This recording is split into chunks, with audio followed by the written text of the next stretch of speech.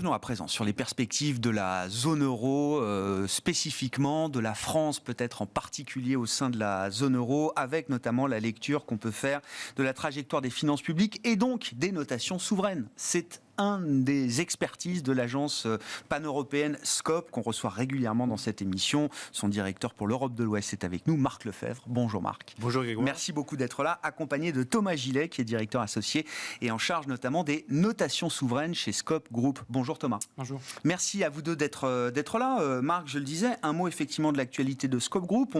On vit avec vous la croissance de Scope dans l'univers des agences de notation en Europe. Et de ce point de vue-là, la croissance se poursuit. Tout à fait. On a un très beau momentum. Trois éléments à partager aujourd'hui. Nous allons annoncer dans quelques jours la venue d'un nouvel actionnaire, un grand groupe bancaire français, l'un des plus grands européens, qui, si vous voulez, c'est extrêmement important en tant qu'agence de notation d'avoir une reconnaissance des institutionnels, mais également des émetteurs, j'y reviendrai après. Donc en tout cas, ce groupe nous rejoint, c'est un vote de confiance important, et ce qui prouve à quel point, depuis notre développement, qui se développe, qui s'accroît extrêmement au cours des derniers mois, Scope devient clairement un élément essentiel de l'écosystème financier. Donc ce groupe nous rejoint, fait suite à l'arrivée d'AXA. On s'en souvient, on en avait parlé il y a quelques mois sur votre plateau. AXA, Foyer, Talenx, Mobiliar, mais également Reichsstiftung, qui est la plus grande association allemande. Donc on a une diversité géographique et une diversité d'acteurs et de taille, asset owner, asset manager, fondation. C'est donc des éléments importants de reconnaissance. Et ça valide l'enjeu de la souveraineté de la notation européenne. Enfin, c'est le creuset qui est au cœur, que vous travaillez depuis le début, Marc. De notre ADN. Mais bien sûr. Nous sommes l'agence européenne par les Européens, pour les Européens et le vaste monde, évidemment, en termes d'investisseurs. Et ça, nous avons effectivement ici une transformation de cette stratégie qui est importante. C'est un nouvel acte de notre histoire. Le deuxième élément très important, évidemment, puisqu'on interagit au cœur de l'équation entre émetteurs et investisseurs, c'est d'avoir une reconnaissance des émetteurs. On en a une de taille, puisqu'on parlait de l'Europe tout à l'heure, la Banque Centrale Européenne. La Commission européenne nous a confié un mandat public pour son sujet de Next Generation, donc le plus gros fonds jamais levé, plus de 800 milliards. Donc ça, c'est une deuxième reconnaissance importante. On a lancé ce que j'appelle un électrochoc de place avec le CAC 40. Plusieurs sociétés du CAC 40 vont nous rejoindre publiquement en tant que clients de nos notations corporate. Et puis peut-être le dernier élément important, c'est que les parts de marché de l'ESMA ont été communiquées au mois de décembre et nous sommes ravis d'être sur le podium, à la fois sur le sujet corporate, mais également souverain et subsovereign que Thomas représente ici, où nous sommes deuxième, donc devant par exemple des Fitch ou des Moody's. Donc vous voyez qu'effectivement l'alternative européenne aux agences américaines augmente, accroît ses parts de marché, sa reconnaissance, et nous sommes de plus en plus visibles, et c'est donc une bonne chose pour effectivement la souveraineté du financement en Europe. Non, très clair, effectivement, et puis vous parlez de momentum, effectivement, on voit bien la reconnaissance de l'ensemble de l'écosystème, émetteurs, institutions financières qui se met en place derrière vous. Tout à fait, c'est l'équation qui est essentielle. On n'a pas de notation sans émetteurs et sans investisseurs. À propos de notation, alors on va parler des notations souveraines en Europe. C'est vrai qu'on en parle un peu moins de ces notations souveraines par rapport aux crises précédentes. Un mot peut-être déjà des perspectives macro avec vous, Thomas Gillet, quand vous regardez la zone euro et notamment la résilience qu'on constate dans les économies de la zone euro à travers l'année 2022 notamment. Je rappelle qu'à un moment, quand même, l'un des scénarios centraux, c'était celui d'un chaos énergétique et d'une crise économique majeure, pas la petite récession technique. C'est ce que beaucoup d'économistes avaient en tête il y a encore 6-9 mois pour la zone euro. Rien de tout ça n'est arrivé. Quels sont les enseignements qu'on tire de cette résilience à ce stade et jusqu'où est-ce qu'on peut raisonnablement extrapoler ce phénomène de résilience aujourd'hui, Thomas ? Oui, alors effectivement, nous, pour l'année 2023, on anticipe un ralentissement marqué, mais pas de récession en zone euro, sur fond de modération des prix de l'énergie et de hausse des taux d'intérêt directeurs. Donc, comme vous l'avez souligné, on avait des craintes aussi courant 2022 sur une possible contraction de l'activité. Néanmoins, lorsqu'on regarde les derniers indicateurs, ils sont plutôt bien orientés, que ce soit les indices de confiance, les indices PMI. On l'a vu aussi au T4 2022 avec une croissance certes très faible, 0,1%, mais malgré tout positive. Et donc nous, sur l'année 2023, la croissance diminuerait de 3,6% en 2022 à 0,7%. Donc c'est un phénomène qui concerne tous les grands pays européens, Italie, Allemagne, France, Espagne, avec une croissance qui serait comprise grosso modo entre 0 et 1, donc faible mais positive.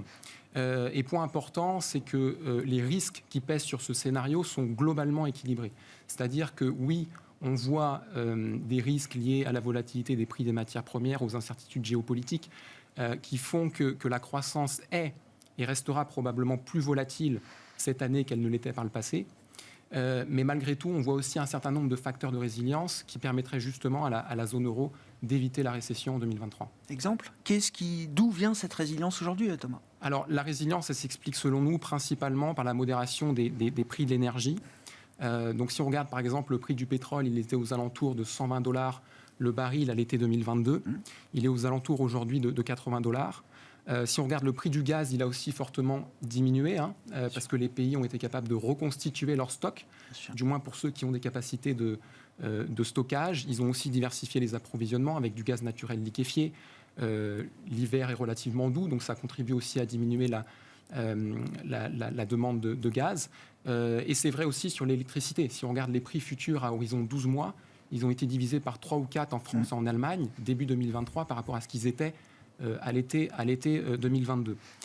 Donc effectivement, comme vous le mentionnez tout à l'heure, on avait ce scénario très dégradé sur un possible rationnement de l'accès à l'énergie. Et ce qu'on constate fin 2022, début 2023, c'est que ce scénario ne s'est pas réalisé, d'où ce regain d'optimisme qui soutient l'activité. On a réussi, on est en train de créer une forme de résilience structurelle face à la question énergétique, face au risque de volatilité des prix de l'énergie qu'on a encore devant nous, ou est-ce que à ce stade, c'est le facteur chance météo qui compte le plus? Ou est-ce qu'il y a quand même derrière cet hiver doux, effectivement, qui est venu détendre considérablement l'atmosphère, est-ce qu'il y a quand même, sur le plan de l'industrie, sur le plan des efforts des États, des efforts structurels qui ont été à l'origine également de cette résilience? Oui, je crois qu'il y a effectivement des facteurs conjoncturels qui sont bienvenus pour soutenir l'activité. Mais il y a aussi et surtout des éléments structurels, comme vous le mentionnez, avec une prise de conscience des États qui, on le voit à travers notamment le plan de relance européen, mettent l'accent de plus en plus sur les politiques en matière de transition climatique et énergétique.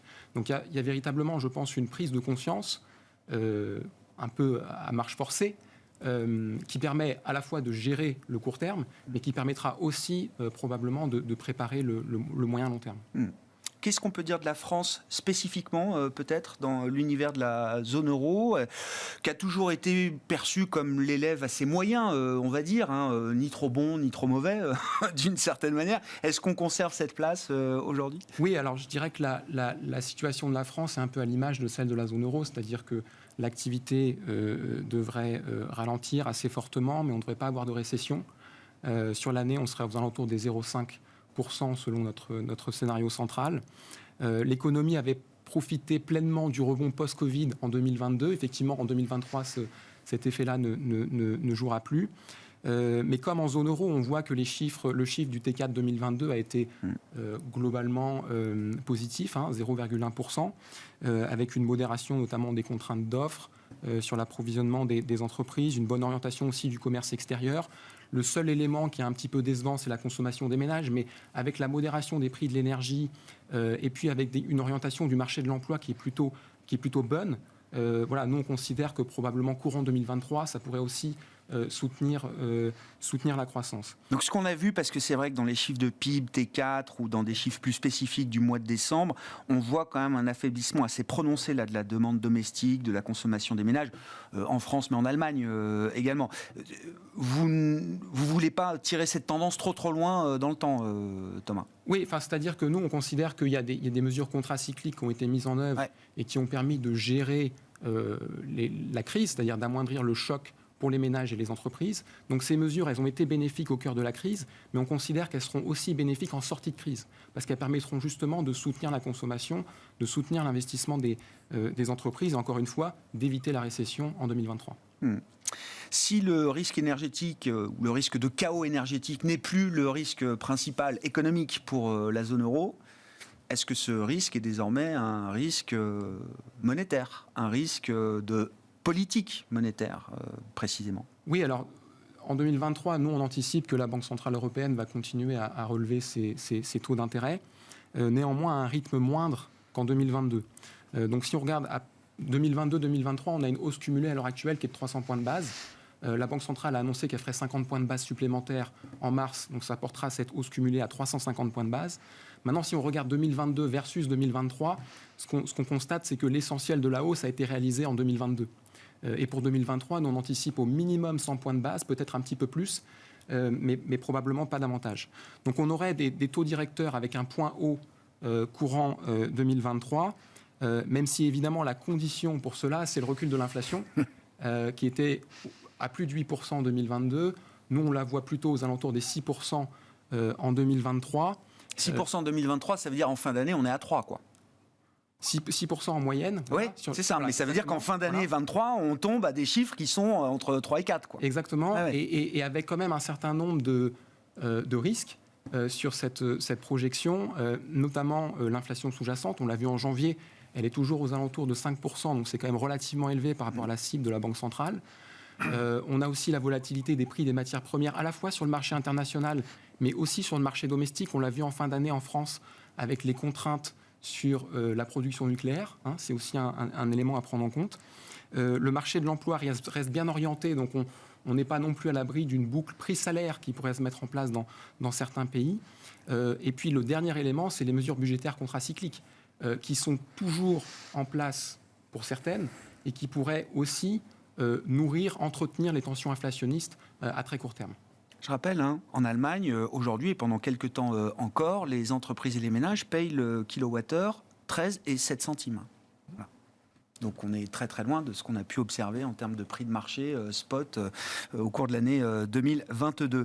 Qu'en est-il du risque souverain, puisque là c'est votre domaine d'expertise, les notations souveraines des pays européens? J'ai en tête, en juin 2022, la BCE qui est obligée de communiquer en urgence pour informer les marchés, les investisseurs, qu'il y aura un mécanisme garantissant la bonne transmission de la politique monétaire, à savoir un filet de sécurité qui doit protéger les pays les plus fragiles, les pays périphériques. On pense toujours aux mêmes, Italie, Portugal, Espagne, etc. Et depuis, le risque souverain a totalement disparu du radar des investisseurs. Qu'en est-il quand on réfléchit à ces questions d'un point de vue économique, Thomas ? Oui, alors le resserrement de la politique monétaire de la Banque centrale européenne, mécaniquement, ça impacte les conditions de financement des pays en zone euro. Le premier élément, c'est bien sûr le taux directeur, c'est-à-dire le prix de la liquidité. Et si on regarde à peu près les conditions de financement telles qu'elles sont aujourd'hui, il faut remonter avant 2015 pour voir des taux à 10 ans qui sont de 2, 3, 4%. Donc oui, le resserrement de la politique monétaire a eu des effets sur les conditions de financement. Ça, c'est le premier élément. Le deuxième élément, c'est aussi la volonté de la Banque centrale européenne de réduire ses achats de dette en zone euro. Donc de réduire progressivement la taille de son bilan. Elle a annoncé 15 milliards d'euros en moyenne par mois entre mars et juin 2023. Donc ça aussi, ça va contribuer à tendre un peu les conditions de financement, puisque toute la dette qui n'est pas achetée par la BCE devra être trouvée preneur auprès d'investisseurs. Et c'est un point aussi important, les programmes de financement des pays en zone euro restent relativement élevés. En Allemagne, plus de 530 milliards d'euros pour l'année 2023, 270 milliards d'euros en France. Et ça s'explique par le fait que l'activité économique ralentit et que les mesures budgétaires contre-cycliques perdurent en partie. Donc oui, les conditions sont plus tendues. Néanmoins, je pense que et ça rejoint un peu le message sur la question de la résilience, c'est important de relativiser cette dynamique. Si on regarde les taux en zone euro tels qu'ils sont aujourd'hui, ils sont globalement en ligne avec ce qu'on observait dans les années 2000. Donc en fait, ce qu'on est en train de vivre, c'est une période de normalisation de la politique monétaire après une décennie de taux excessivement bas. Et il y a également la maturité de la dette en zone euro qui est relativement longue. Donc ça donne quand même des marges de manœuvre aux États pour consolider, assainir leurs finances publiques avant d'absorber d'un point de vue budgétaire, d'un point de vue comptable, l'augmentation des taux d'intérêt. Ça nous laisse combien de temps, Thomas ? mais, cette phase de répit sur la question de la soutenabilité des finances publiques, elle peut durer combien de temps ? Non, je pense que les États ont probablement plusieurs années devant eux pour assainir les finances publiques. Bien sûr, comme je disais tout à l'heure, il y a tout un tas d'aléas baissiers qui entourent ce scénario. Donc, c'est aussi des facteurs qu'il faut prendre en compte. Mais je pense que les États ont la capacité de mettre en œuvre progressivement les mesures qui permettront de consolider les finances publiques, à la fois maîtriser les dépenses, donc réduire les déficits, mais aussi soutenir l'activité économique avec des politiques d'offres qui viendront booster en quelque sorte la croissance dans les prochaines années. C'est bien sûr le plan de relance européen et puis toutes les initiatives qui sont prises pour soutenir la transition climatique. Marc, c'est important, la notation souveraine dans l'activité de Scope. Est-ce que ça change ? Moi, j'ai en mémoire, évidemment, la crise des dettes souveraines où les agences de notation, à l'époque américaine, elles existent toujours, ont été quand même vivement pointées du doigt pour être en retard, justement, sur la question de la trajectoire des finances publiques.